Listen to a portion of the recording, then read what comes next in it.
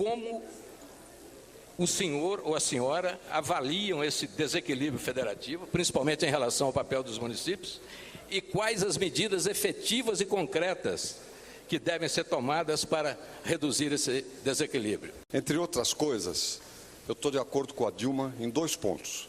Primeiro, o debate aqui não é um fla-flu, não é um Palmeiras e Corinthians ou um Cruzeiro versus Atlético, não é? Ela se declarou Atlético, hein? Queria...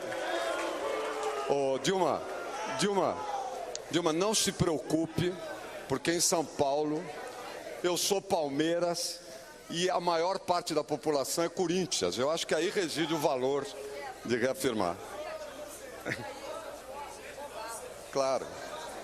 Eu sempre digo, quando reclamo que eu sou palmeirense, os corintianos, que ninguém é perfeito, né? Não dá para ser em tudo. Bem, segunda coisa, é verdade que pela primeira vez, ela tem razão, o governo federal procurou compensar as perdas do FPM devidas à concessão de incentivos. É verdade. Temos que reconhecer isso. Qual foi o problema no caso? É que a perda foi de 3,5 bi. Essas são as contas da Receita Federal. Para municípios, sem falar os estados, a perda total foi muito maior. E principalmente os estados mais pobres. E, no caso dos municípios, a perda foi de 3,5 bi e o governo federal passou 2 bi. Então ficou 1,5 bilhão sobrando.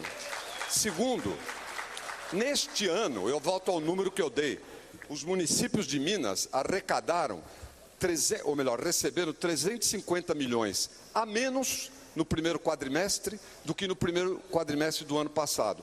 Que inclusive é esquisito, porque a economia já retomou, mas tem defasagens em matéria de arrecadação e atividade econômica, alguns incentivos continuaram, enfim, é um problema, sem dúvida, para os municípios. Para os governos estaduais, eles puderam se compensar até certo ponto, porque o ICMS foi atrás, tá certo? Vendeu mais, o ICMS aumentou.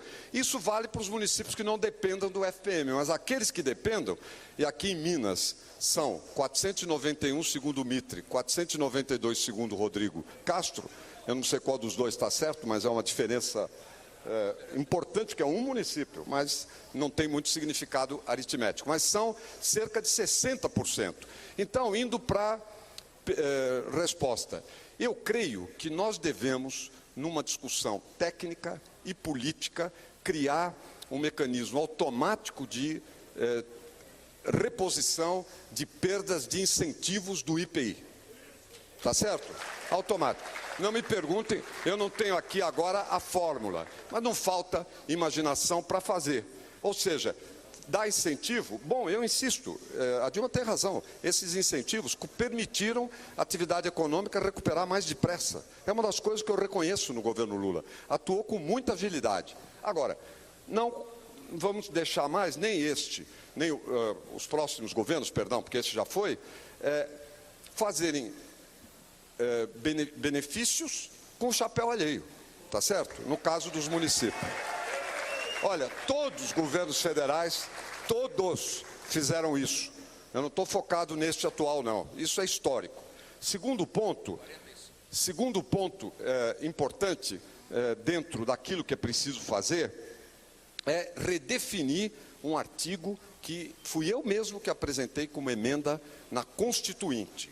Deve ser o artigo 23, eu não tenho certeza, que fala de uma regulamentação da distribuição de encargos entre as 3 esferas da federação. Isso nunca o projeto foi apresentado. Isso é fundamental, vocês concordam? Para ver como é que divide o trabalho entre os 3, tá certo, Humberto? Essa é uma questão chave. Terceiro ponto, que eu vou deixar para depois, se refere aos convênios. Quarto ponto, a gestão. E quinto, há um problema que alivia aqui em Minas. Eu defendo, disse outro dia na FIENG, tem royalty de petróleo, tem que ter royalty também mais alto sobre minerais ligados ao investimento. Ligados ao investimento.